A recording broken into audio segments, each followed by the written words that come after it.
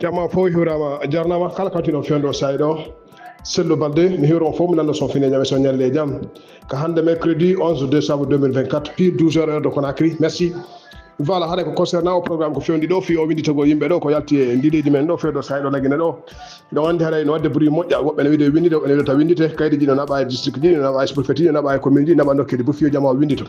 Voilà hade jama ko yo jabu winditagol ko yimbe be yahu windito yahe windito don dum do wiya ka dum ko élection ni kaydi jigadi wa tawno ko élection ni kaydi jigadi wa tawno gol validation d'une constitution so validité ko be voté constitution validité take o vote naka ɗum wata masde leydi hay nokku wata gollude malgré ko eɗen andi haɗay tentative ji ɗi fof petmaji ɗi woodi kono jama ko yahu windito si jama yahaali winditi si jango haali wiyane ɗo joni tawi ko winditiɓe ɓe mari wawata gollego goɗɗum go si woni tawi enen en ala nder toon haɗa e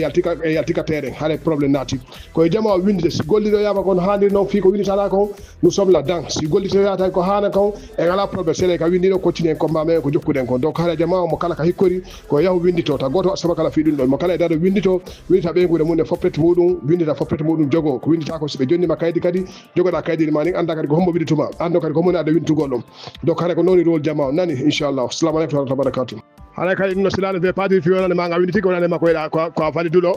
transition ma ko a faliɗo e nouvelle constitution fi nouvelle constitution on ɗum noon no waali ka waali taw ɗum noon fi muɗum so wawi taw ka yewte donc haɗa jama ko windito kala kaydi jaddade ka sous préfecture ji ka koɗoli ka district ji ka commune ji ka préfecture ji ko jama windito jogo kaydiji mum ɗin inchallah nani ta goto saba kala e ɗum ɗo assalamu aleykum wa rahmatullahi wa barakatuh